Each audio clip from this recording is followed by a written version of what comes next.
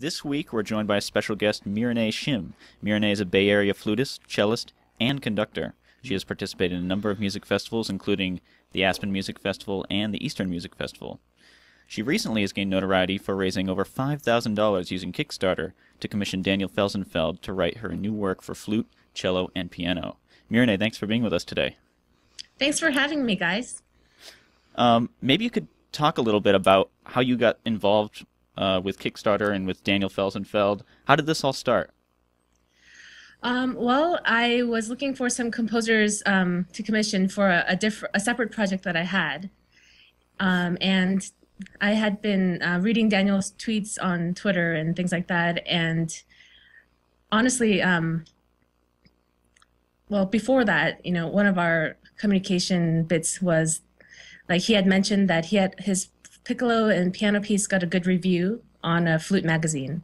And so I was interested and intrigued. I listened to his music, and then a little bit later, there was an opportunity for me to commission him for this other project. And he was very easy to work with and very interested. So we started that process, but that other project sort of fell to the wayside, and I just decided to just pick up where we left off with that project and just do it on my own. And so doing it on my own, it's sort of daunting to think about all the money that I had to raise to pay composers. So we talked about like alternative funding ideas, and Daniel was always, up for, he said he would do whatever, he would work with me to write traditional grants and stuff. And then we decided to try Kickstarter. So there we are. So I don't know if you guys have been following New Music Box this week. And I love New Music Box. Let me just say that. I love what it does. I love the AMC, everything they're about. This is I should say, a preface to Patrick ripping on New Music Box.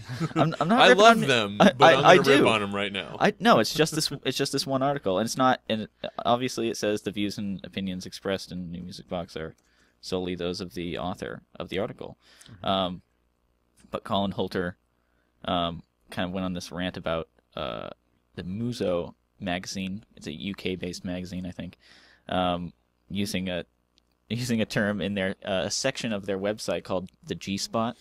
It kind of goes over the look and like very fluffy, superficial personality traits of soloists today. And so he had kind of he was ratting on them for that, and I said, I don't really care about that. Like our culture today is so revolved around things like that. Like I just gloss over anything like that, and it doesn't bother me at all. But it really kind of bothered him. He thought we were compromising the talent of somebody for the look. So he's saying like Joshua Bell coming out in jeans and a t-shirt wouldn't be as good as Joshua Bell coming out in a tux. Right, and this Muso article, is it a section of the website, or is it just an article? Yeah, it's So they have these headshots. The G spot is what they call of solo artists that have trying really hard to be hip and sexy headshots, and then some like kind of goofy descriptions of them, and some of them are more successful than others, I think. But if you're in the video version, here's a little section of some of these, and they have ratings next to them, and I don't know if those ratings are for the headshots or for the artists. I'm not entirely sure. It's like hot or not classical music. To me, that's just as ridiculous. I mean, that's like talking about what Justin Bieber wore on the Grammys. It has as much validity to new music as that. Well, I mean, but are you offended by something like that? No. It's ridiculous to be offended by I don't know. I mean, you're talking about, like, tweens do care what Justin Bieber wore, and that's, like, his fodder for his Twitter feed, and his, like, one of you guys said, good, publicity is good publicity. In some ways, it is ridiculous. I mean, I did read that new Music Box article. I didn't go to the website with a G spot, but I did read about it, and I find it's that hard list to be. It's hard to convince yourself to click on a link that says G spot. Yeah. So I mean, it's ridiculous, but also, I don't know. I guess if it's just a headshot or something, I mean, what can you do? Like, people will do stupid things. You just let them do it. But then again, if you're in a photo shoot with wearing nothing but your cello or something, what kind of thing are you trying to sell? I mean, I don't care if artists want to do that. That's totally their prerogative, and I see nothing wrong with it, except you shouldn't be offended if you end up on the G spot. Right. If you're wearing nothing but your clarinet, Yeah. Right. I think it's sort of a frivolous thing to waste an article on New Music Box on. Well, I mean, I don't think it's trivial to say that classical music can be sexy, and I think there's nothing wrong with overt sexiness in classical music marketing. Right. I mean, sure.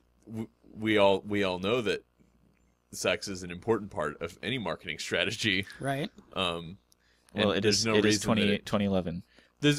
I'm just saying that there's no reason that we should put classical music in this special category of businesses that can't do certain things. I mean, when you're trying to sell another recording of the Seasons, how else are you going to sell it besides having the hot violin player looking hot on the CD cover?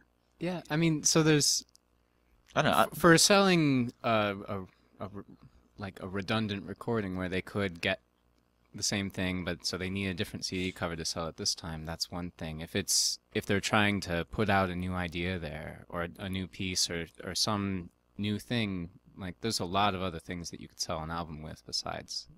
I don't know, for buying a classical album, I can't see myself buying something because the CD cover looks a certain way, or because the cover art is a certain way for a classical album. I beg to differ. Yeah. You would? My first classical CD purchase was Joshua Bell, for obvious reasons. Because he's such a good player? When I was a teenager. I mean, who else am I? Well, like if I can see the cover art in iTunes, when I'm going down in the iTunes store looking through different pieces, and I'm always going to listen to the 30-second clip that they give, and if I think a clip sounds really bad, I'm not going, no matter how good looking the person is on the cover, I'm not going to buy that album. Yeah, and the thing to remember is that everybody sitting here and virtually sitting here represents a minority of the purchasing public that we're talking about buying these classical music CDs. Most of them are, people who want classical music and are not in the field the way we are, so they're not as jaded and cynical about it. Yeah. Well, sorry, Colin. Yeah, and their decisions are going to be based on the same things their decisions are based on when they buy a car or, floor wax or whatever else it is. Yeah.